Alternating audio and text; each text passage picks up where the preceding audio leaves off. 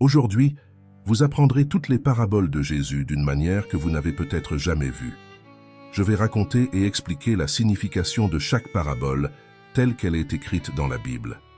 Dans cette vidéo, nous allons explorer l'importance de chacune de ces paraboles et comment nous pouvons appliquer leurs enseignements dans notre vie aujourd'hui. Préparez-vous à être inspiré et mis au défi de grandir dans la foi, l'amour et la compréhension. Alors, plongeons ensemble dans les histoires qui ont le pouvoir de transformer les cœurs et les esprits. Parabole des deux débiteurs.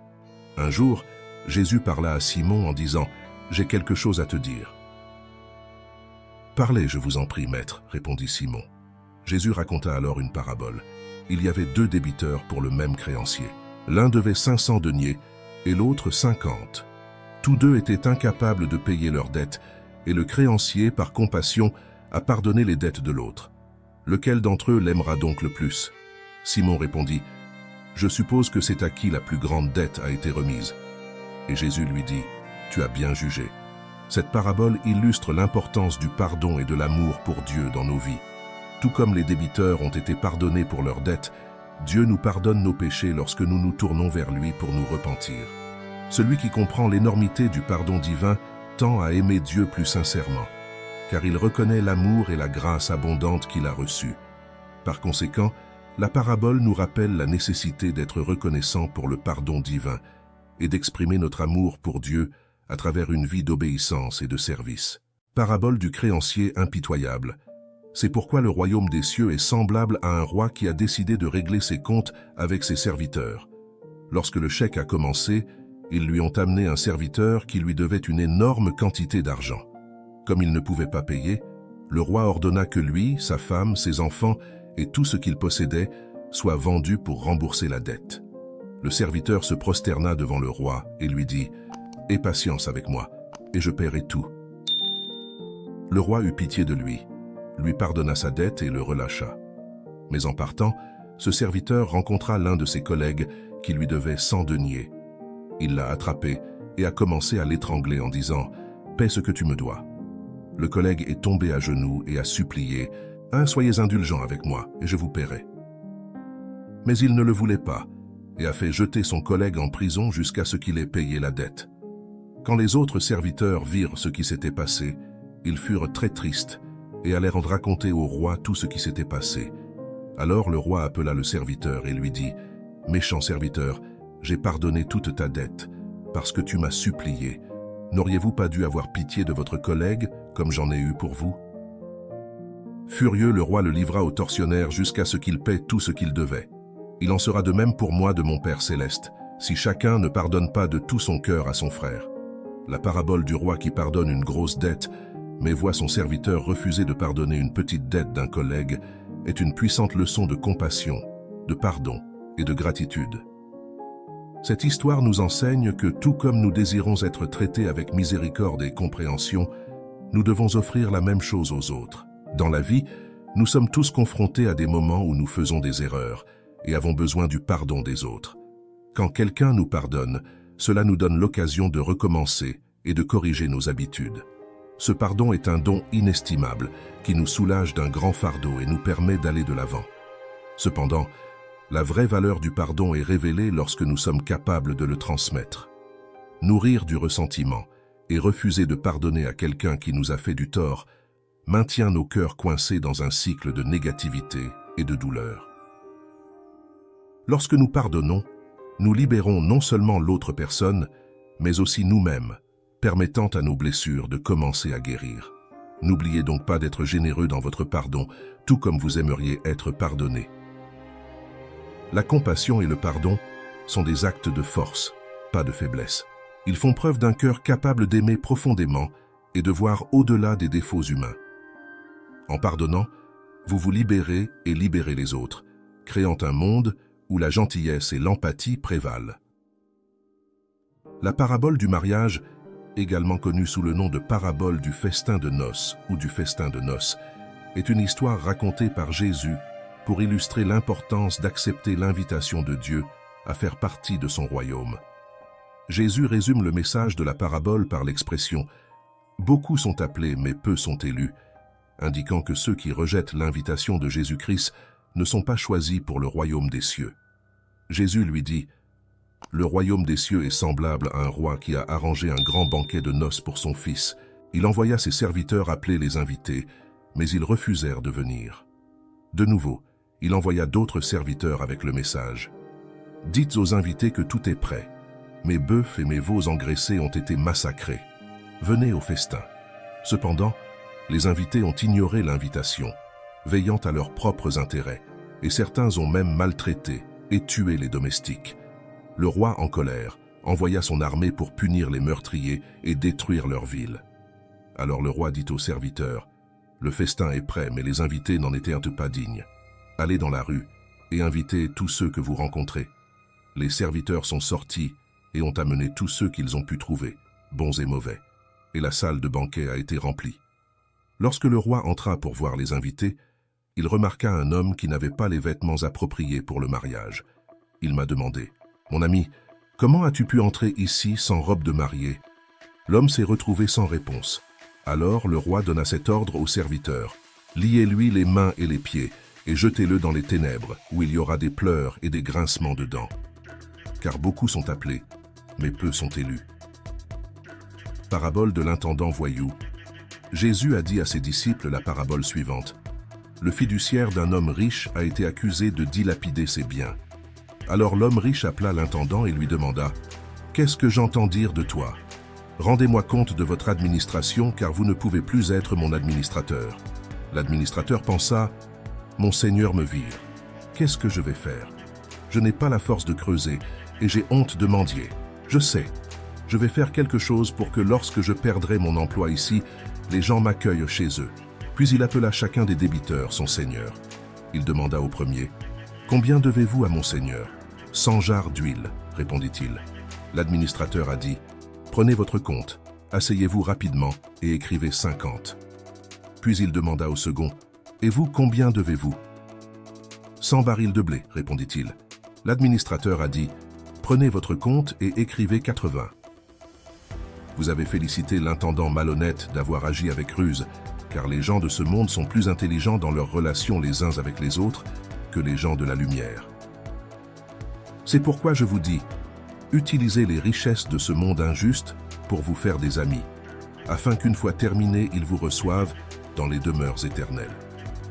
La parabole de l'intendant malhonnête peut sembler déroutante à première vue, car elle décrit un intendant qui, après avoir été licencié pour avoir gaspillé les biens de son maître, agit astucieusement pour assurer sa sécurité future.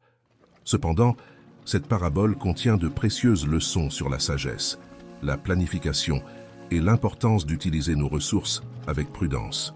L'une des principales leçons de cette parabole est l'importance d'être proactif et de planifier l'avenir. L'administrateur, lorsqu'il s'est rendu compte qu'il serait licencié, a immédiatement commencé à réfléchir à la façon d'assurer sa subsistance après avoir perdu son emploi. Il n'a pas été paralysé par la situation difficile, mais a agi rapidement et intelligemment. Cela nous rappelle que même en temps de crise, il est crucial de rester calme, d'évaluer nos options et d'agir stratégiquement pour surmonter les défis. Une autre leçon importante est l'utilisation intelligente des ressources dont nous disposons. L'intendant utilisa sa position et ses connaissances pour s'assurer la bonne volonté de ceux qui pourraient l'aider plus tard. Bien que ces actions soient contraires à l'éthique, la parabole nous met au défi de réfléchir à la façon dont nous pouvons utiliser nos talents, nos compétences et nos ressources de manière efficace et bénéfique, à la fois pour nous-mêmes et pour les autres. La vraie sagesse réside dans l'utilisation équitable et généreuse de nos opportunités, en créant des réseaux de soutien mutuel. De plus, l'histoire souligne l'importance de construire des relations solides et positives. En réduisant les dettes des débiteurs de son maître, l'intendant gagna la reconnaissance et la sympathie de ces gens. Dans nos vies, investir dans des relations significatives et solidaires peut être l'une de nos plus grandes sources de sécurité et de bien-être. Aider les autres, être juste et cultiver des liens authentiques sont tous des investissements qui produisent d'excellents rendements au fil du temps. Enfin, la parabole nous rappelle que nous devons être astucieux et prudents dans nos actions, mais toujours dans les limites de l'éthique et de la morale. Agir avec intégrité et équité doit être le fondement de toutes nos décisions et stratégies. La véritable intelligence, c'est de savoir comment atteindre nos objectifs sans compromettre nos valeurs et nos principes. En résumé, la parabole du manager malhonnête nous enseigne l'importance de planifier, d'utiliser intelligemment les ressources, de construire des relations. En appliquant ces leçons dans nos vies, nous pouvons marcher en toute sécurité et construire un avenir plus prospère et éthique. Pour illustrer cela, imaginez que l'un de vous a un ami et qu'à minuit, il lui dit « Ami, prête-moi 3 pains, parce qu'un de mes amis est revenu de voyage et que je n'ai rien à lui offrir. » Et si l'ami à l'intérieur répond « Ne me dérangez pas, la porte est déjà verrouillée et mes enfants et moi sommes allongés. Je ne peux pas me lever pour te donner ce que tu demandes. Je vous le dis, même s'il ne se lève pas pour vous donner du pain parce qu'il est votre ami, il le fera à cause de son insistance et vous donnera tout ce dont il a besoin. » La parabole de l'ami importun nous invite à réfléchir sur l'importance de la persévérance dans la poursuite de nos objectifs et de nos besoins. Dans cette histoire, un homme va chez son ami à minuit à la recherche de pain pour s'occuper d'un visiteur inattendu. Même face au refus initial de son ami en raison du moment inopportun, l'homme persiste dans sa demande jusqu'à ce que sa demande soit accordée. Cette parabole nous enseigne que souvent, pour atteindre nos objectifs, nous devons persévérer, même face aux difficultés et aux revers. Il nous rappelle de ne pas abandonner facilement face aux obstacles, mais de continuer à chercher des solutions et à nous battre pour ce que nous voulons accomplir. De plus, la parabole souligne également l'importance de la générosité et de la solidarité entre amis. Même si l'ami hésite d'abord à l'aider en raison de l'emploi du temps, il finit par céder aux supplications persistantes de son ami. Cela nous rappelle l'importance d'être prêts à s'entraider, même si cela exige des sacrifices de notre part. Enfin, la parabole nous invite à examiner nos propres attitudes à l'égard de la persévérance et de la générosité. Nous devons nous demander si nous sommes prêts à persévérer dans la poursuite de nos objectifs avec la même détermination que l'homme dans l'histoire. De plus, nous devons réfléchir à notre volonté d'aider les autres et d'être là pour nos amis, même si cela peut demander des efforts et de la patience de notre part. Par conséquent, lorsque nous réfléchissons à la parabole de l'ami importun, nous sommes encouragés à cultiver la persévérance dans nos propres vies, à pratiquer la générosité et la solidarité dans nos relations, et à ne jamais abandonner la poursuite de ce que nous désirons et avons vraiment besoin. Parabole du bon Samaritain. Voici un expert de la loi se leva avec l'intention de tester Jésus et demanda « Maître, que dois-je faire pour hériter de la vie éternelle ?» Jésus répondit par une question. « Qu'est-ce qui est écrit dans la loi? Comment l'interprétez-vous » L'homme répondit « Tu dois aimer le Seigneur ton Dieu, de tout ton cœur et de toute ton âme, de toute ta force et de toute ta pensée, et tu dois aimer ton prochain comme toi-même. » Jésus a dit « Vous avez bien répondu, fais cela et tu vivras. » Mais il demanda à Jésus « Qui est mon prochain ?» Jésus raconta alors une histoire. Un homme descendait de Jérusalem à Jéricho et fut attaqué par des brigands. Ils l'ont battu, lui ont volé ses vêtements et l'ont laissé presque mort. Par hasard, un prêtre passait par là, et quand il a vu l'homme, il s'est détourné et a continué. De la même manière, un lévite est passé par là, a vu l'homme et l'a également suivi sans aide. Mais un samaritain qui était en voyage s'est approché de l'homme et a eu pitié de lui. Il soigna les plaies de l'homme, lui appliqua de l'huile et du vin, puis le mit sur son propre animal, l'emmena dans une auberge et le soigna. Le lendemain, il donna 2 deniers à l'aubergiste et lui dit « Prends soin de lui. Si tu dépenses plus que ça, je te rembourserai à mon retour. » Alors Jésus demanda « Selon toi, lequel de ces 3 était le prochain de l'homme qui est tombé entre les mains des voleurs ?» L'expert en droit répondit « Celui qui a eu pitié de lui. » Jésus a conclu « Allez, et faites de même. » La parabole du bon Samaritain est une histoire puissante de compassion, d'empathie et d'altruisme qui nous inspire à agir avec gentillesse et attention envers les autres, quelles que soient leurs différences ou leurs circonstances. Dans cette parabole, un homme est volé, battu et abandonné au bord de la route. Un prêtre et un lévite, tous 2 représentants de la religion et de la morale de l'époque, passent par lui, mais ils choisissent d'ignorer l'homme dans le besoin. Cependant, c'est un Samaritain, membre d'un groupe culturellement marginalisé et historiquement discriminé, qui fait preuve d'une véritable compassion et vient en aide à l'homme blessé. Il soigne ses blessures, l'emmène dans une auberge et paie ses frais médicaux. Cette parabole nous met au défi d'examiner nos propres attitudes envers les autres et nous encourage à agir avec compassion et générosité dans nos interactions quotidiennes. Il nous rappelle que nous avons tous le pouvoir de faire une différence dans la vie des autres, quel que soit notre statut social, notre religion ou nos origines. De plus, la parabole nous invite à surmonter les préjugés et les stéréotypes et à reconnaître l'humanité partagée chez tous les êtres humains. De même que le bon Samaritain n'a pas laissé les différences culturelles l'empêcher d'aider quelqu'un dans le besoin, nous devons nous aussi chercher à nous comprendre et à nous soutenir les uns les autres, quelles que soient les différences qui peuvent exister.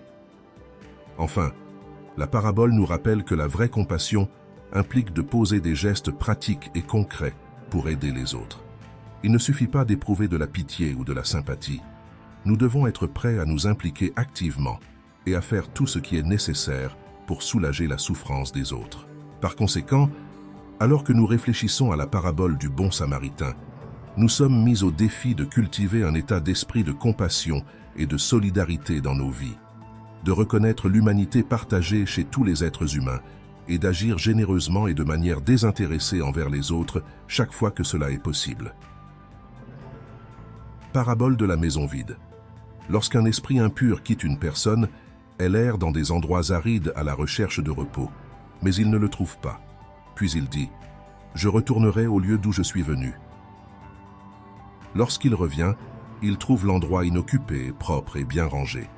Puis il va et amène 7 autres esprits encore pires, et ils viennent tous y résider. Et l'état final de cette personne devient pire que l'état initial. Il en sera de même pour cette génération méchante.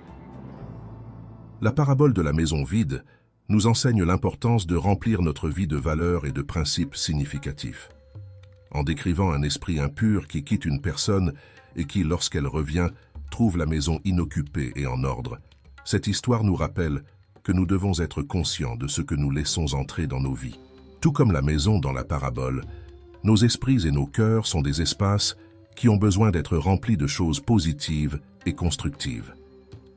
Si nous ne sommes pas conscients et vigilants, nous pouvons permettre à des habitudes toxiques ou à des comportements nuisibles d'entrer et de dominer notre vie. Par conséquent, la parabole nous encourage à cultiver un état d'esprit de développement personnel et de croissance personnelle, en cherchant constamment à remplir nos vies d'amour, de compassion, de gratitude, de sagesse et de but. Ce faisant, nous construisons notre bien-être émotionnel, spirituel et mental sur une base solide pour une vie pleine de sens et d'épanouissement. Jésus a besoin de remplir pleinement votre vie afin qu'il n'y ait pas de place pour l'ennemi. Parabole du filet. Le royaume des cieux est comme un filet jeté dans la mer qui attrape des poissons de toutes sortes. Lorsqu'il est plein, les pêcheurs le tirent vers la plage, s'assoient et séparent les bons poissons dans des paniers, mais jettent les mauvais. Il en sera ainsi à la fin des temps. Les anges viendront et sépareront les méchants des justes, jetant les méchants dans la fournaise ardente, où il y aura des pleurs et des grincements de dents. Alors Jésus demanda « Avez-vous compris toutes ces choses ?» « Oui, ont-ils répondu. Il a dit « C'est pourquoi tout docteur de la loi qui devient disciple du royaume des cieux est comme un propriétaire qui tire de son trésor des choses nouvelles et des choses anciennes. » La parabole du net nous rappelle l'importance de faire des choix judicieux dans nos vies. Tout comme les pêcheurs sélectionnent les bons poissons et rejettent les mauvais, nous devons discerner entre ce qui nous ajoute de la valeur et ce qui nous nuit. Il est essentiel de cultiver des relations, des habitudes et des pensées qui nous fortifient, tout en laissant aller ce qui nous nuit. Ce faisant, nous construisons une vie plus significative et plus épanouissante. Parabole du constructeur d'une tour. Qui d'entre vous, voulant construire une tour, ne s'assoit pas d'abord et ne calcule pas les coûts pour voir s'il a assez d'argent pour l'achever? Car s'il pose les fondements et qu'il ne puisse les achever, tous ceux qui le verront commenceront à le ridiculiser en disant « Cet homme a commencé à bâtir et n'a pas pu achever. » Nous devons planifier judicieusement et calculer les coûts avant de nous lancer dans de grandes entreprises. Il est nécessaire d'évaluer nos ressources et d'être prêt à faire face aux défis qui se présentent en cours de route. En agissant avec prudence et persévérance, nous pouvons atteindre nos objectifs plus efficacement et éviter les revers inutiles. Parabole du devoir des serviteurs. Un jour, un maître dit à ses disciples, « Imaginez un propriétaire qui a un serviteur chargé de labourer le champ ou de garder les moutons. Quand le serviteur reviendra, fatigué d'avoir travaillé dans les champs, pensez-vous que le propriétaire dira « Viens, assieds-toi et mange tout de suite ». Il n'est plus probable qu'il dise « Préparez mon repas, préparez-vous et servez-moi pendant que je mange et que je bois. Après cela, tu pourras manger et boire. » Et même après tout cela, le propriétaire remerciera-t-il le serviteur pour le travail accompli? C'est pourquoi, de même que le serviteur a accompli sa tâche sans attendre de remerciement, de même, lorsque vous avez fait tout ce qui a été commandé, vous devez reconnaître humblement, nous sommes des serviteurs inutiles, nous avons juste fait ce qui était notre devoir. Cette parabole nous rappelle l'importance du dévouement et de l'humilité dans nos actions. Nous devons faire ce qui est nécessaire, même sans recevoir une reconnaissance immédiate. En adoptant un état d'esprit de service et d'engagement, nous pouvons nous libérer des attentes externes et nous concentrer sur l'accomplissement de nos responsabilités avec intégrité et diligence. En reconnaissant que nous ne sommes que des instruments remplissant notre rôle, nous pouvons cultiver une attitude de gratitude et de satisfaction intérieure, indépendamment des récompenses externes. Parabole des 10 vierges. Un jour, Jésus a partagé une parabole avec ses disciples en disant « Le royaume des cieux sera comme 10 vierges qui sont sorties à la rencontre de l'époux, chacune avec sa lampe. 5 de ces vierges étaient folles, tandis que les 5 autres étaient prudentes. Les insensés prirent leurs lampes, mais ils n'apportèrent pas d'huile supplémentaire, tandis que les prudents prenaient l'huile dans des vases en plus de leurs lampes. Pendant qu'ils attendaient le marié, ils ont tous fini par s'endormir. Mais à minuit, un cri les réveilla. « L'époux arrive, sortez à sa rencontre. » Toutes les vierges se levèrent et préparèrent leurs lampes. Les folles, voyant que leurs lampes s'éteignaient, demandèrent de l'huile aux femmes prudentes. Ils ont répondu qu'ils ne pouvaient pas partager, suggérant qu'ils aillent l'acheter pour eux-mêmes. Tandis que les folles allaient acheter de l'huile, l'époux arriva, et les vierges sages entrèrent avec lui au banquet de noces. Puis, la porte s'est refermée. Plus tard, les autres vierges sont également venues et ont demandé à entrer. Mais le marié a dit qu'il ne les connaissait pas. Jésus a conclu la parabole en disant « Soyez donc sur vos gardes, car vous ne savez ni le jour ni l'heure. » Nous aussi, nous devons cultiver une foi vibrante et une vie en harmonie avec les enseignements divins. Nous ne pouvons pas dépendre de la préparation des autres, mais nous devons assumer la responsabilité de notre propre cheminement spirituel. En restant vigilants et attentifs aux signes divins, nous serons prêts à recevoir les bénédictions du royaume des cieux, quel que soit le moment où elles arrivent. Parabole des 2 fondements. Jésus a raconté cette parabole à ses disciples. Celui qui entend mes paroles et les met en pratique est comme un sage qui a bâti sa maison sur le roc. Quand la pluie est arrivée, les rivières ont débordé et les vents ont soufflé contre cette maison. Il n'est pas tombé, car il a été fondé sur le roc. Mais celui qui entend mes paroles et ne les met pas en pratique est comme un insensé qui a bâti sa maison sur du sable. Quand la pluie arrivait, les rivières débordaient et les vents soufflaient. Cette maison s'est effondrée avec fracas. Cette parabole souligne l'importance d'écouter et de pratiquer les enseignements de Jésus. Tout comme une maison construite sur le roc est solide et résistante aux tempêtes, ceux qui construisent leur vie sur les principes et les valeurs enseignés par Jésus ont une base solide pour faire face aux défis de la vie. D'un autre côté, ceux qui écoutent, mais ne pratiquent non pas, sont comme la maison construite sur le sable, vulnérables aux tempêtes de la vie et enclins à tomber. Par conséquent, la parabole nous exhorte non seulement à écouter, mais aussi à agir selon la parole de Dieu, afin que nous puissions construire une vie ferme et durable en Christ. Parabole des 2 fils.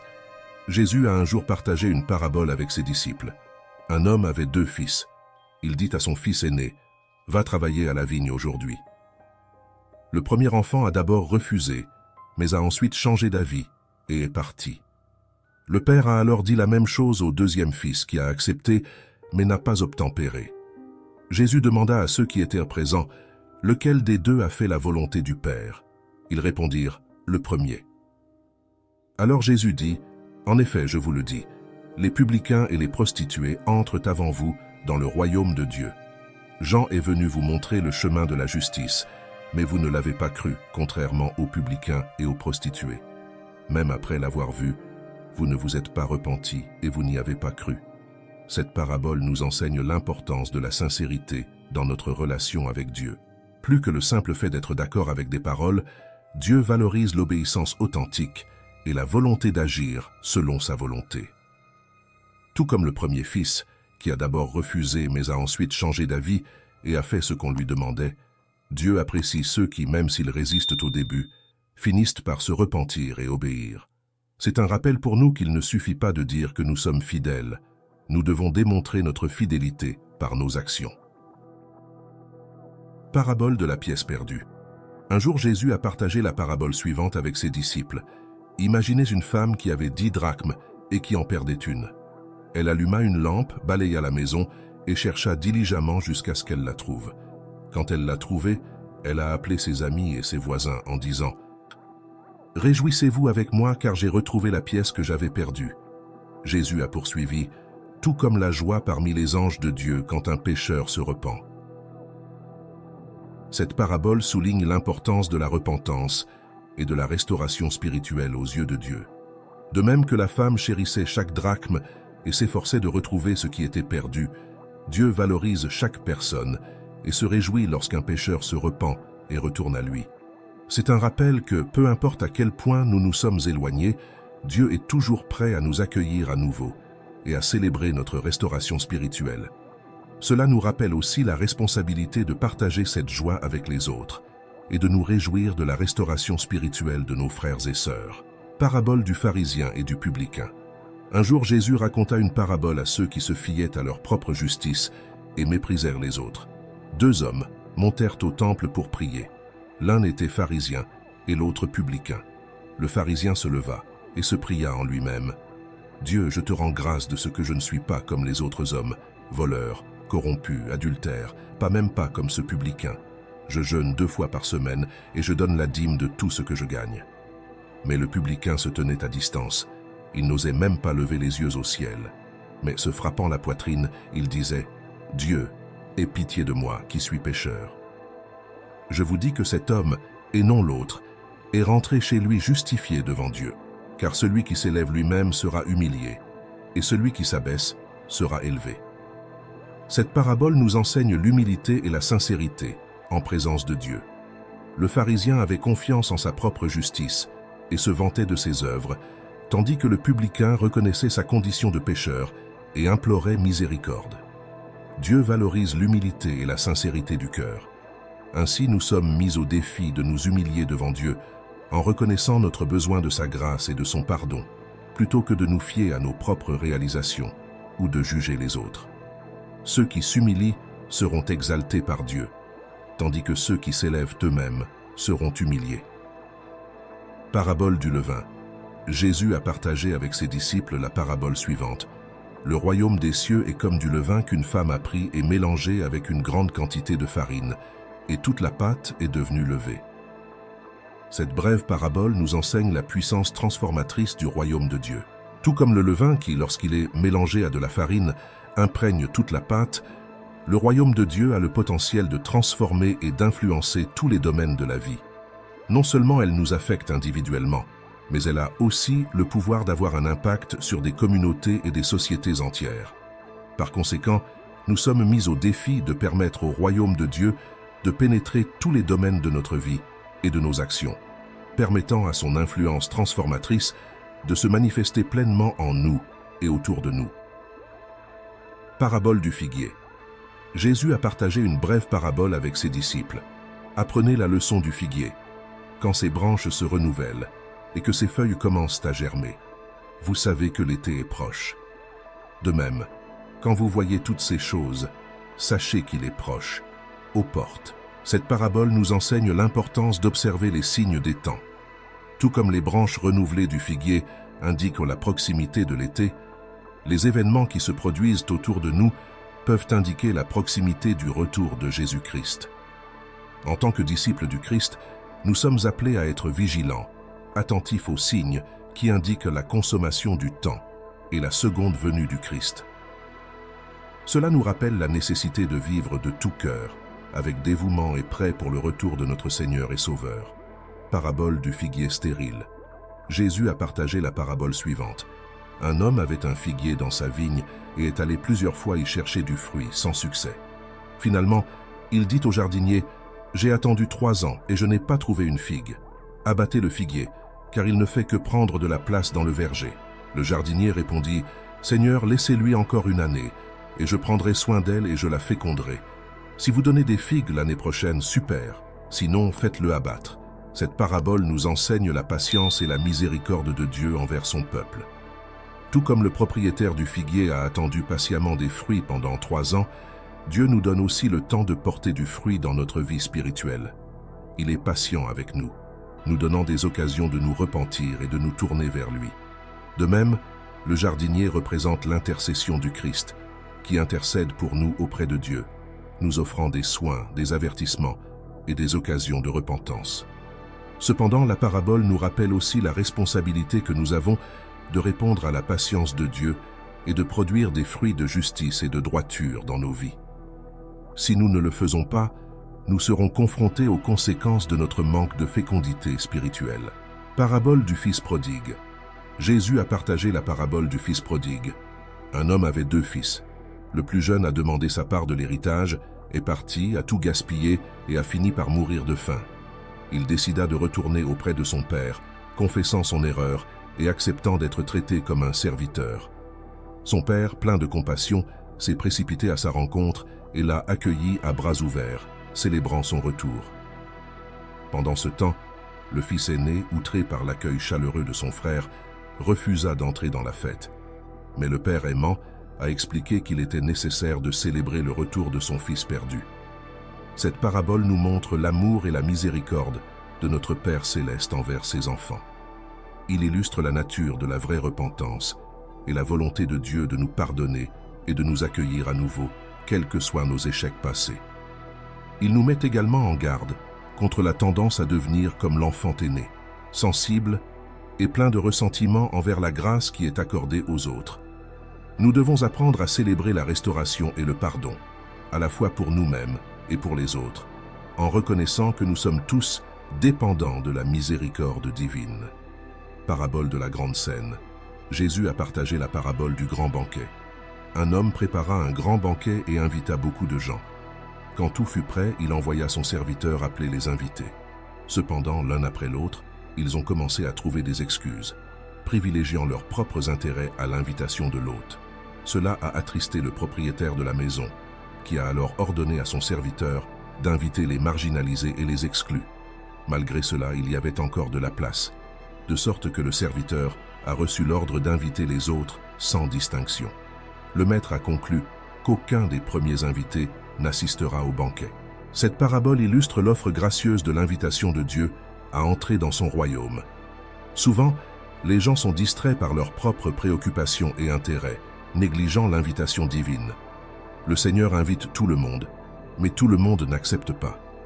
La parabole met également l'accent sur l'inclusion de ceux qui sont marginalisés et méprisés par Dieu, montrant sa miséricorde et son amour pour tous. Elle nous rappelle l'importance de répondre à l'invitation divine avec humilité et gratitude, en reconnaissant la priorité du royaume de Dieu dans notre vie. Dans la parabole du jeûne et du mariage, Jésus a répondu à la question sur le jeûne en comparant ses disciples avec les disciples de Jean et des pharisiens. Il compare sa présence sur terre à la présence d'un marié à un festin de noces. Tant que l'époux est présent, il n'y a aucune raison de jeûner, mais quand on l'enlèvera, alors ils jeûneront. Cette parabole souligne l'importance du temps et de la saison dans la vie spirituelle. Jésus enseignait que ses disciples n'avaient pas besoin de jeûner pendant qu'il était présent, car sa présence était un motif de célébration et de joie. Cependant, il y aurait du temps pour jeûner à l'avenir après son départ. Il nous enseigne la sensibilité spirituelle nécessaire pour discerner les moments appropriés pour différentes pratiques spirituelles, ainsi que l'importance de chérir la présence du Christ dans nos vies et de célébrer son amour et sa grâce pendant qu'il est avec nous. Dans la parabole du blé et de l'ivraie, Jésus a parlé d'un homme qui a semé de la bonne semence dans son champ. Pendant que tout le monde dormait, un ennemi a semé l'ivraie au milieu du blé. Lorsque les plantes poussaient, l'ivraie apparaissait également. Les serviteurs demandèrent au maître de la maison s'il devait déraciner l'ivraie, mais il dit de les laisser pousser ensemble jusqu'à la moisson. Ensuite, les moissonneurs mettèrent de côté l'ivraie pour la brûler, et le blé était rassemblé dans le grenier. Cette parabole parle de la coexistence entre les justes et les injustes dans ce monde et du jugement dernier. L'ivraie représente les méchants, tandis que le blé représente les justes. Le propriétaire de la maison symbolise Dieu, qui permet la coexistence entre les deux jusqu'au moment déterminé de la récolte, qui est le jugement dernier. Il nous enseigne la patience et la justice de Dieu, mais il nous rappelle aussi l'importance de discerner entre le bien et le mal, et de vivre selon les principes du royaume de Dieu dans l'attente de sa venue. Dans la parabole du juge méchant, Jésus a raconté à ses disciples une parabole pour leur montrer qu'ils devaient toujours prier et ne jamais se décourager. Il a dit, « Dans une certaine ville, il y avait un juge qui ne craignait pas Dieu et qui ne se souciait pas des hommes. Il y avait aussi une veuve qui venait sans cesse à lui, le suppliant, « Rends-moi justice contre mon adversaire. » Il refusa un moment, mais finit par se dire en lui-même, « Bien que je ne crains pas Dieu et que je ne me soucie pas des hommes, cette veuve me hait. Je lui rendrai justice pour qu'elle ne vienne plus me déranger. » Et le Seigneur continua, « Écoutez ce que dit le juge injuste. Dieu ne rendra-t-il pas justice à ses élus qui crient vers lui jour et nuit? Va-t-il continuer à les faire patienter? Je vous le dis, il vous rendra justice, et vite. Mais quand le Fils de l'homme viendra, trouvera-t-il la foi sur la terre? » Cette parabole nous enseigne l'importance de la persévérance dans la prière et de la confiance en la justice de Dieu. Si même un juge injuste cède à l'insistance, à combien plus forte raison Dieu, qui est juste et aimant, s'occupera-t-il de ses enfants qui crient vers lui? Nous devons persévérer dans la foi et la prière, sachant que Dieu nous écoutera et rendra la justice au bon moment. Dans la parabole des méchants vignerons, Jésus raconta à ses disciples une autre parabole. Il y avait un propriétaire qui planta une vigne, l'entoura d'une clôture, creusa une mare pour presser les raisins et bâtit une tour. Ensuite, il a loué le vignoble à des agriculteurs et est parti en voyage. Comme le temps de la moisson approchait, il envoya ses serviteurs vers les vignerons pour recevoir le fruit qui lui appartenait. Les laboureurs s'emparèrent de leurs serviteurs. Ils ont battu l'un, l'autre ils ont tué et lapidé le troisième. Puis il leur envoya d'autres serviteurs en plus grand nombre, et les vignerons les traitèrent de la même manière. Finalement, il envoya son fils vers eux en disant « Vous respecterez mon fils. » Mais quand les vignerons virent le fils, ils se dirent l'un à l'autre « C'est l'héritier. Venez, nous le tuerons et nous prendrons son héritage. » Ils le saisirent, le jetèrent hors de la vigne et le tuèrent. Quand donc le propriétaire de la vigne viendra, que fera-t-il à ces vignerons? Ils répondirent « Il les tuera horriblement, ces méchants, et il louera la vigne à d'autres vignerons qui lui donneront leur part au temps de la moisson. » Jésus leur dit « N'avez-vous jamais lu cela dans les Écritures? La pierre que les bâtisseurs ont rejetée est devenue la pierre angulaire. Cela vient du Seigneur, et c'est une chose merveilleuse pour nous. C'est pourquoi je dis que le royaume de Dieu vous sera enlevé, et qu'il sera donné à un peuple qui portera les fruits du royaume. Celui qui tombera sur cette pierre sera mis en pièces, et celui sur qui elle tombera sera réduit en poussière. » Quand les chefs des prêtres et les pharisiens entendirent les paraboles de Jésus, ils comprirent qu'il parlait d'eux et cherchèrent un moyen de l'arrêter. Mais ils eurent peur de la foule, car ils le considéraient comme un prophète. Cette parabole met en évidence le rejet par Israël des prophètes, et en fin de compte du Fils de Dieu, Jésus-Christ. Les méchants vignerons représentent les chefs religieux qui ont maltraité et tué les messagers de Dieu. La parabole avertit que le royaume de Dieu sera donné à ceux qui portent du fruit, symbolisant l'ouverture du royaume aux païens et à ceux qui acceptent Jésus. Le message central est la responsabilité de porter du fruit pour Dieu et la mise en garde contre le rejet de la grâce et du message de Jésus. Dans la parabole des enfants sur la place publique, Jésus a dit « À quoi puis-je comparer cette génération? Ils sont comme des enfants qui s'assoient sur les places et se crient les uns aux autres. Nous avons joué de la flûte, mais vous n'avez pas dansé. Nous avons chanté une complainte, mais vous n'avez pas été attristés. Car Jean est venu, qui jeûne et ne boit pas de vin, et ils disent, il a un démon. Et le Fils de l'homme vint, mangeant et buvant, et ils dirent, il y a un glouton et un ivrogne, un ami des publicains et des pécheurs. Mais la sagesse est prouvée par les œuvres qui l'accompagnent. Cette parabole illustre l'insatisfaction et le rejet de la génération contemporaine de Jésus, quel que soit le style ou le message du messager. Jean-Baptiste et Jésus ont tous deux été critiqués. Malgré leurs approches différentes, le message central est que la vraie sagesse et la justice de Dieu sont mises en évidence par des actions et des fruits, et non par des critiques ou des attentes humaines. Nous devons reconnaître l'œuvre de Dieu, quelles que soient les apparences et les préjugés. Parabole de la brebis perdue. Tous les publicains et les pécheurs se rassemblaient pour entendre Jésus. Mais les pharisiens et les docteurs de la loi le critiquaient. Cet homme reçoit les pécheurs et mange avec eux. Alors Jésus leur raconta cette parabole. Qui d'entre vous, ayant 100 brebis et en perdant une, ne laisse pas les 99 dans les champs et ne va pas après la brebis perdue jusqu'à ce qu'il la retrouve? Et quand il le trouve, il le met joyeusement sur ses épaules et rentre chez lui. Lorsqu'il arrive, il rassemble ses amis et ses voisins et leur dit « Réjouissez-vous avec moi, car j'ai retrouvé ma brebis perdue. » Je dis que de la même manière, il y aura plus de joie au ciel pour un seul pécheur qui se repent que pour 99 justes qui n'ont pas besoin de se repentir.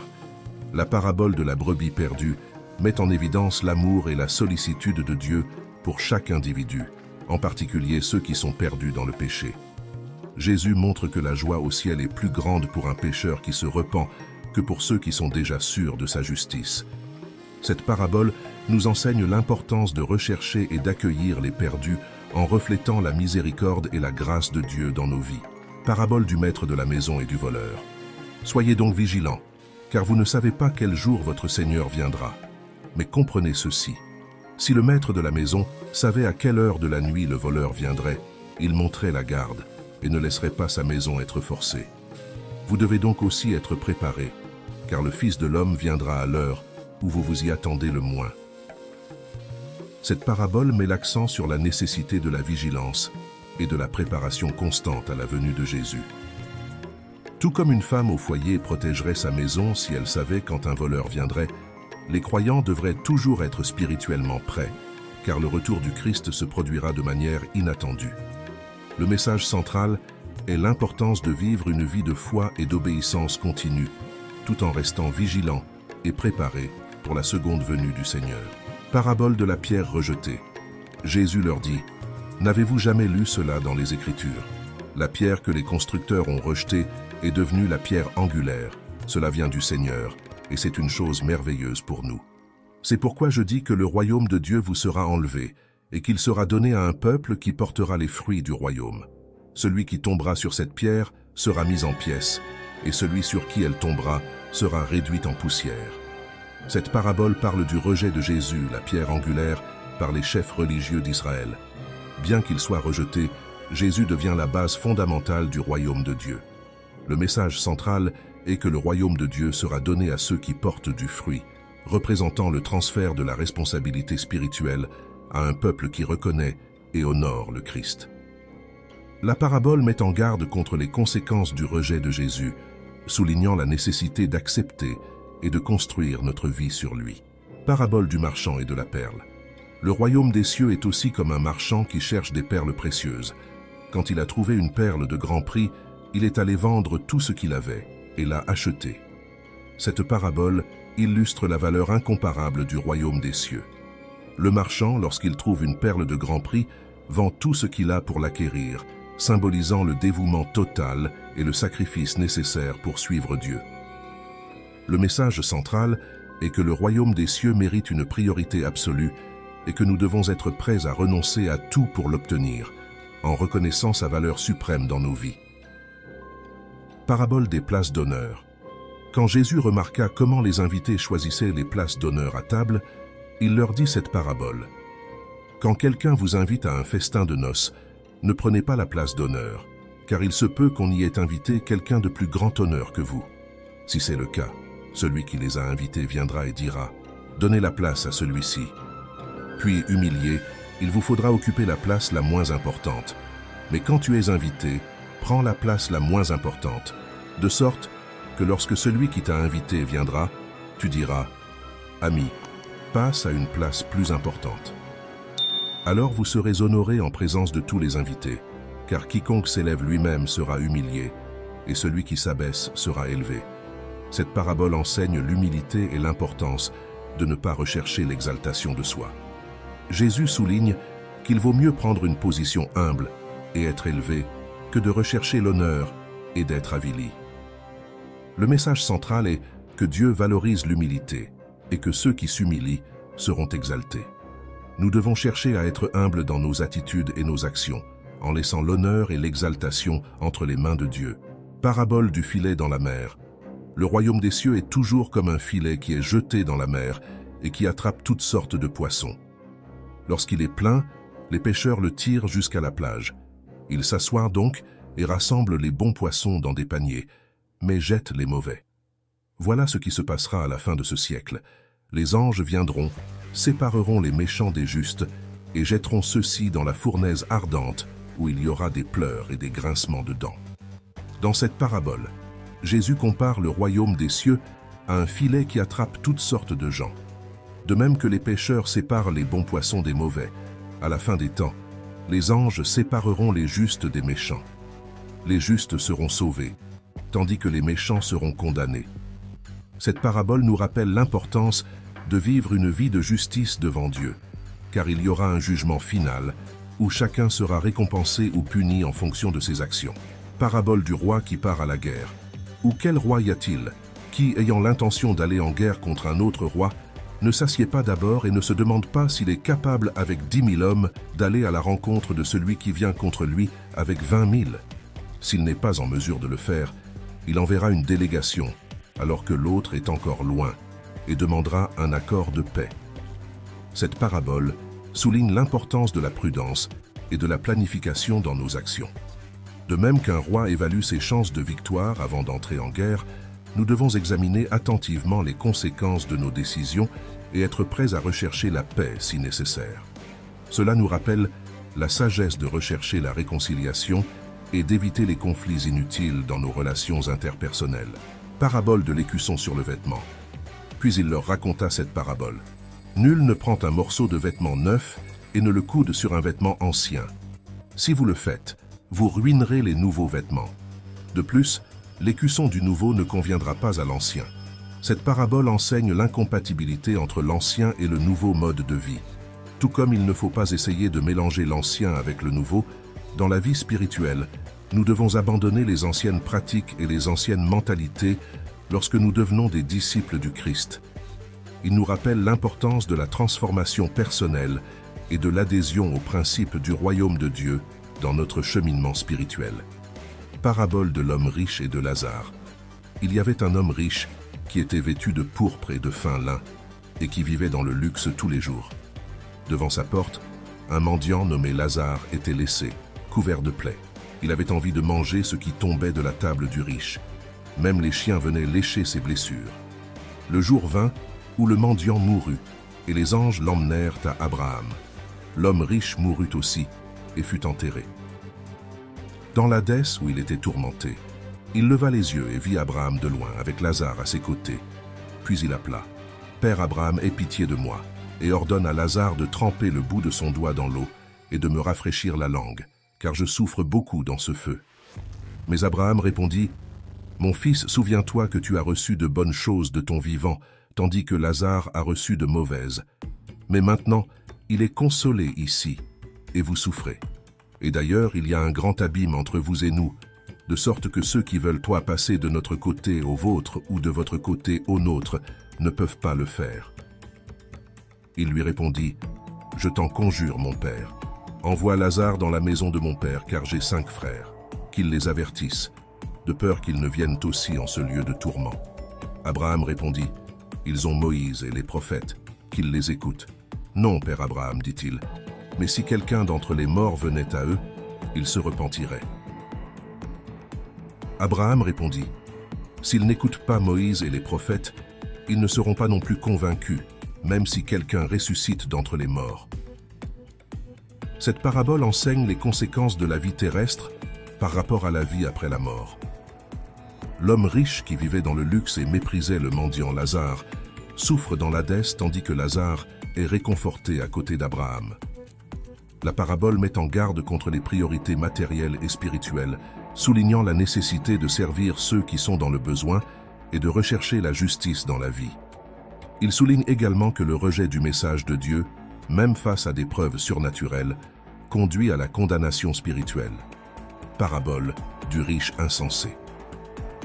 Puis il leur raconta cette parabole. Le pays d'un certain riche a beaucoup produit. Il s'est dit, « Qu'est-ce que je vais faire? Je n'ai nulle part où stocker ma récolte. » Puis j'ai dit, « Je sais ce que je vais faire. Je démolirai mes granges et j'en construirai de plus grandes. Et là-bas je stockerai toutes mes récoltes et tous mes biens. Et je me dirai, vous avez beaucoup de marchandises stockées depuis de nombreuses années. Reposez-vous, mangez, buvez et soyez joyeux. » Pourtant Dieu lui dit, « Insensé, ce soir, votre vie sera exigée. Alors, qui aura ce que vous avez préparé? Il en est de même pour ceux qui gardent des richesses pour eux-mêmes, mais ne sont pas riches pour Dieu. » Cette parabole met en garde contre la futilité de ne chercher la sécurité et la satisfaction que dans les richesses matérielles, sans tenir compte du but éternel de la vie. L'homme riche, préoccupé par l'accumulation des biens terrestres, est appelé insensé par Dieu, parce que sa vie est exigée quand il s'y attend le moins. Cela souligne l'importance d'une perspective spirituelle et d'être riche envers Dieu, en investissant dans des valeurs et des actions qui ont une signification éternelle. Le message nous incite à réfléchir sur nos priorités et à reconnaître l'importance d'une vie centrée sur Dieu et le prochain, plutôt que sur la simple accumulation de richesses terrestres. Parabole du semeur. Une fois de plus, Jésus a commencé à enseigner au bord de la mer. Peu de temps après, une grande foule s'est rassemblée autour de lui. Il monta donc dans une barque et s'assit, tandis que les gens restaient sur le rivage. Il les instruisait en racontant diverses histoires sous forme de paraboles, comme celle-ci. Écoutez, un fermier est sorti pour semer. Comme il répandait les graines dans le champ, certaines tombèrent sur le bord du chemin, et les oiseaux vinrent les manger. D'autres graines sont tombées sur un sol rocheux, et n'ayant pas beaucoup de terre, ont germé rapidement. Mais les plantes se fanèrent bientôt sous la chaleur du soleil, et se fanèrent, car elles n'avaient pas de racines profondes. D'autres graines sont tombées parmi les épines, qui ont poussé et étouffé les pousses, sans rien produire. D'autres encore sont tombées sur un sol fertile, ont germé, ont grandi, et ont produit une récolte 30, 60, voire 100 fois supérieure à la quantité semée. Puis il dit, que celui qui a des oreilles pour entendre, écoute. Plus tard, quand Jésus fut seul avec les 12 et les autres qui étaient rassemblés autour de lui, ils lui demandèrent quelle était la signification des paraboles. Il répondit, « Il vous est permis de comprendre le secret du royaume de Dieu, mais j'utilise des paraboles pour parler aux étrangers, de sorte que si vous voyez ce que je fais, vous verrez, et même si vous entendez ce que je dis, vous ne comprendrez pas. Sinon, ils pourraient se tourner vers moi et être pardonnés. » Alors Jésus dit, « Si tu ne comprends pas le sens de cette parabole, comment comprendras-tu les autres? L'agriculteur sème des graines lorsqu'il annonce le message. Les graines qui sont tombées sur le bord du chemin représentent ceux qui entendent le message, mais Satan vient bientôt et le leur enlève. Ceux qui sont tombés sur le sol rocheux représentent ceux qui entendent le message et le reçoivent rapidement, avec joie. Cependant, comme ils n'ont pas de racines profondes, ils ne durent pas longtemps. Dès qu'ils rencontrent des problèmes ou sont persécutés à cause du message, ils se découragent rapidement. Ceux qui sont tombés parmi les épines représentent d'autres personnes qui entendent le message, mais bientôt il est étouffé par les soucis de cette vie, par la séduction de la richesse et par le désir d'autre chose, ne produisant pas de fruits. Et ceux qui sont tombés sur un sol fertile représentent ceux qui entendent et acceptent le message et produisent une récolte 30, 60 ou même 100 fois supérieure à la quantité semée. Dans cette parabole, Jésus enseigne les différents types de réceptivité à la parole de Dieu. La terre représente le cœur de l'homme, et la graine est la parole de Dieu. Il y a des cœurs qui sont comme le chemin où la parole est volée, D'autres sont comme un sol rocailleux où la parole ne prend pas racine et se flétrit rapidement. Il y a aussi des cœurs comme la terre parmi les épines, où la parole est étouffée par les soucis de la vie. Mais il y a ceux qui sont comme le sol fertile, où la parole porte des fruits abondants. Elle nous rappelle l'importance de cultiver un cœur réceptif à la parole de Dieu afin qu'elle puisse germer et porter du fruit dans notre vie. Parabole de l'excroissance invisible. Il a poursuivi en disant « Le royaume de Dieu est comme un homme qui sème une graine sur la terre. Nuit et jour, qu'il soit endormi ou éveillé, la graine germe et grandit, bien qu'il ne sache pas comment. La terre elle-même produit le grain, d'abord la tige, puis l'épi, puis le grain entier dans l'épi. Dès que le grain est mûr, un homme lui passe la faucille, parce que la moisson est arrivée. » Cette parabole illustre la croissance progressive et imperceptible du royaume de Dieu dans la vie des individus et dans la société. De même que la semence germe et grandit sans l'intervention directe de l'homme, le royaume de Dieu se manifeste et se développe d'une manière mystérieuse, qui est souvent imperceptible aux yeux de l'homme. Cela nous amène à faire confiance à la souveraineté de Dieu et à l'efficacité de son plan, même lorsque nous ne comprenons pas pleinement comment il travaille. La parabole nous met également au défi d'être patients et persévérants dans notre témoignage et notre service, confiant que Dieu travaille dans les coulisses pour apporter la croissance spirituelle et la moisson spirituelle en son temps. Parabole du grain de moutarde. Et il leur raconta une autre parabole. Le royaume des cieux est semblable à un grain de moutarde qu'un homme a planté dans son champ. Bien qu'elle soit la plus petite de toutes les graines, lorsqu'elle pousse, elle devient l'une des plus grandes plantes et atteint la hauteur d'un arbre, de sorte que les oiseaux du ciel viennent faire leur nid dans ses branches. Cette parabole illustre la croissance extraordinaire et expansive du royaume de Dieu, qui a commencé d'une manière apparemment insignifiante et s'est transformée en quelque chose de grand et d'influent. Tout comme la graine de moutarde, qui est petite au départ mais devient un arbre où les oiseaux peuvent nicher, le royaume de Dieu commence humblement mais finit par influencer et bénir de nombreuses vies. Cela nous rappelle l'importance de valoriser même les débuts modestes dans l'œuvre de Dieu, car il peut en faire de grandes choses. Cela nous met également au défi de faire confiance au pouvoir transformateur du royaume de Dieu, qui peut atteindre et bénir au-delà de nos attentes et de notre compréhension.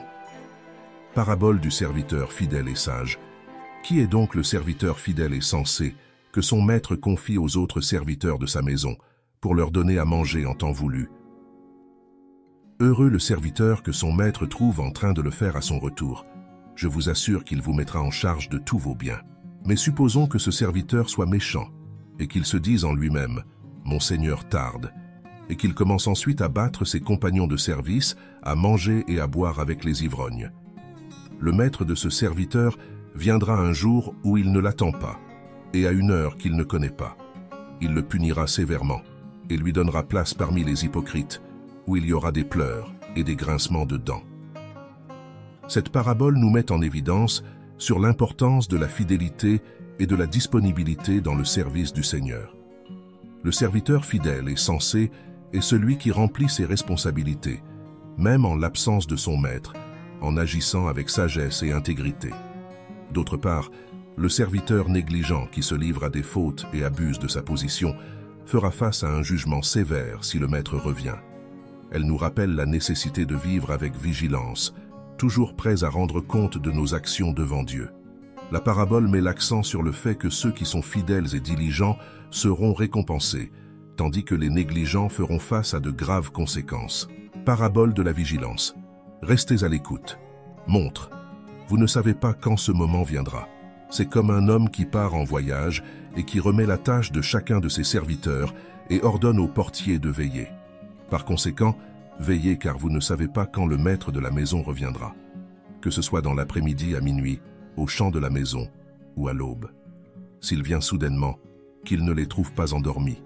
Ce que je vous dis, je le dis à tout le monde. Veillez. Cette parabole nous exhorte à la vigilance spirituelle et à la préparation au retour du Seigneur Jésus-Christ.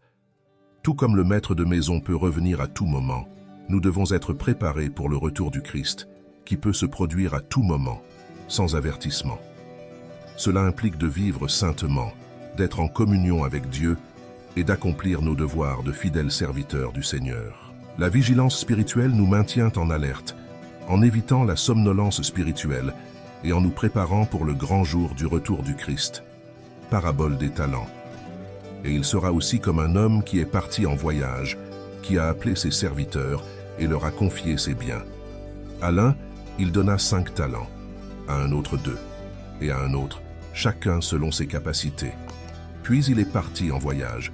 Celui qui avait reçu 5 talents est parti immédiatement, les a appliqués et en a gagné 5 autres. De plus, celui qui avait 2 talents en a gagné 2 de plus. Mais celui qui avait reçu un talent est sorti, a creusé un trou dans le sol et a caché l'argent à son maître. Après un long moment, le maître de ses serviteurs revint et régla ses comptes avec eux. Celui qui avait reçu 5 talents amena les 5 autres et dit « Seigneur, tu m'as confié 5 talents. Tu vois, j'en ai 5 de plus. » Le maître répondit « Bien joué, bon et fidèle serviteur. Vous avez été fidèle dans le petit. J'y mettrai beaucoup d'accord. Venez partager la joie de votre maître. » Et celui qui avait reçu 2 talents s'approcha et dit « Seigneur, tu m'as confié 2 talents. Regardez, j'en ai 2 de plus. » Le maître répondit « Bien joué, bon et fidèle serviteur. Vous avez été fidèle dans le petit. J'y mettrai beaucoup d'accord. Venez partager la joie de votre maître. » Finalement, celui qui avait reçu un talent vint et dit « Je savais que tu es un homme sévère, qui moissonne là où il n'a pas semé et qui rassemble là où il n'a pas semé. Alors j'ai eu peur. Je suis sorti et j'ai caché son talent sur le sol. Voici ce qui vous appartient. » Le maître répondit « Serviteur méchant et négligent, saviez-vous que je récolte là où je n'ai pas semé et que je récolte là où je n'ai pas semé? Alors, vous auriez dû confier mon argent au banquier, afin qu'à mon retour je le reçoive avec intérêt. Enlevez son talent et donnez-le à celui qui en a 10, car à celui qui a le plus, on donnera, et il en aura en grande quantité. Mais celui qui n'a pas, même ce qu'il a, lui sera enlevé. Et jette dans les ténèbres le serviteur inutile, où il y aura des pleurs et des grincements de dents. » La parabole des talents nous enseigne la responsabilité d'utiliser fidèlement les ressources que Dieu nous a confiées. Qu'il s'agisse de talents, de temps, d'opportunités ou de ressources matérielles, les serviteurs qui investissaient et multipliaient les talents qu'ils recevaient étaient loués et récompensés, tandis que celui qui se cachait et ne faisait rien avec ce qu'il recevait était condamné. Il nous rappelle que Dieu nous a donné des dons et des ressources à utiliser pour sa gloire et le bien des autres. Nous devons être fidèles et diligents dans l'administration de ces ressources, car un jour, nous aurons des comptes à rendre à Dieu. La parabole souligne également l'importance de maximiser nos dons et nos opportunités pour le royaume de Dieu, plutôt que de vivre dans la peur ou l'abandon. Parabole du trésor caché. Le royaume des cieux est comme un trésor caché dans un champ. Un certain homme, l'ayant trouvé, le cacha de nouveau, puis, plein de joie, alla vendre tout ce qu'il avait et acheta ce champ. Cette parabole illustre la valeur et la valeur incomparable du royaume de Dieu. Tout comme l'homme qui a trouvé le trésor caché était prêt à tout sacrifier pour l'obtenir, nous devons être prêts à lâcher prise de tout ce qui nous empêche de recevoir pleinement le royaume de Dieu dans notre vie. Cela peut inclure nos propres ambitions, nos désirs égoïstes et même nos possessions matérielles. La poursuite du royaume de Dieu devrait être notre priorité absolue, car sa véritable acquisition apporte une joie et une satisfaction que rien d'autre ne peut égaler. Parabole des ouvriers dans la vigne. Le royaume des cieux est semblable à un propriétaire qui est sorti tôt le matin pour embaucher des ouvriers pour sa vigne. Il versait à chacun un denier pour la journée, quel que soit le temps travaillé. Certains ont commencé tôt, d'autres tard, mais tous ont reçu le même salaire. Ceux qui ont commencé tôt étaient mécontents de voir qu'ils recevaient la même chose que ceux qui ont commencé tard. Mais le propriétaire de la vigne leur a rappelé qu'une bonne affaire avait été faite et qu'il avait le droit d'être généreux. Cette parabole enseigne la générosité et la justice de Dieu. Cela montre que Dieu offre le salut à tout le monde, peu importe quand ou comment ils sont venus à lui. Nous ne devons pas envier la grâce qu'il accorde aux autres, mais reconnaître que nous avons tous la même chance d'être sauvés. Il nous rappelle également que la récompense ultime n'est pas basée sur le temps ou l'intensité de notre travail dans la vigne du Seigneur, mais plutôt sur la grâce et la justice divine. Parabole du vin nouveau dans de vieilles outres. Jésus compare le royaume de Dieu à du vin nouveau et avertit que le mettre dans de vieilles outres entraînera la ruine du vin et des outres. Cela signifie que nous ne pouvons pas recevoir l'enseignement et le message rafraîchissant du royaume de Dieu si nous sommes coincés dans des traditions anciennes et des légalismes inflexibles. La parabole souligne la nécessité d'une ouverture spirituelle et d'une flexibilité pour recevoir les nouvelles révélations et les mouvements de l'Esprit Saint. Tout comme les vieilles outres ne peuvent pas contenir du vin nouveau sans se briser, notre vieille mentalité et nos structures religieuses peuvent empêcher la pleine manifestation du royaume de Dieu dans nos vies et nos communautés. Nous devons être prêts à abandonner les anciens schémas et les traditions qui ne correspondent plus au message de Jésus qui change la vie, afin que nous puissions pleinement recevoir et exprimer la vie qu'il offre. Parabole du jeune dirigeant riche. Un jeune homme riche cherche à ce que Jésus sache ce qu'il doit faire pour hériter de la vie éternelle. Jésus, voyant son cœur, lui dit de tout vendre, de donner aux pauvres et de le suivre. Le jeune homme, attaché à ses richesses, s'en va triste. Jésus met ensuite en garde contre la difficulté des riches à entrer dans le royaume de Dieu, expliquant qu'il est plus facile pour un chameau de passer par le trou d'une aiguille. Cela surprend les disciples, mais Jésus insiste sur le fait qu'avec Dieu, tout est possible. Il promet des récompenses abondantes à ceux qui se sacrifient pour lui, mais il met également en garde contre le renversement des attentes dans l'économie du royaume. Cette parabole nous rappelle l'importance de mettre Jésus en premier dans notre vie, en renonçant à tout ce qui nous empêche de le suivre complètement. La richesse, ou toute autre idole, peut nous empêcher de faire l'expérience de la plénitude de la vie en Christ. Nous devons être prêts à tout sacrifier pour lui, en ayant confiance qu'il pourvoira à tous nos besoins et nous donnera des récompenses dans cette vie et dans l'éternité.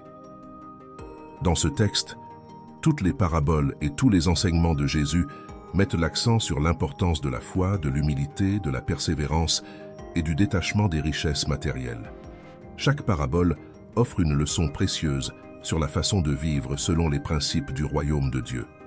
À travers ces histoires, nous sommes mis au défi d'examiner notre propre vie et de réfléchir à la façon dont nous pouvons appliquer ces enseignements dans notre vie quotidienne. Le message central est clair. Nous devons chercher d'abord le royaume de Dieu et sa justice, en mettant notre confiance en lui en toutes circonstances.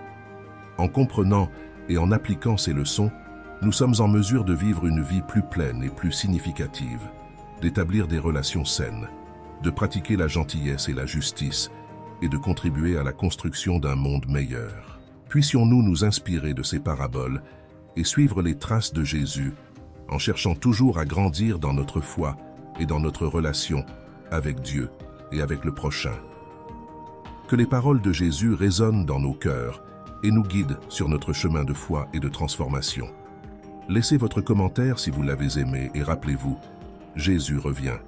Tenez ferme pour rencontrer le Seigneur Jésus. Si tu n'es pas inébranlable, cherche l'aide du Seigneur. Que Dieu vous bénisse, à bientôt dans la prochaine vidéo.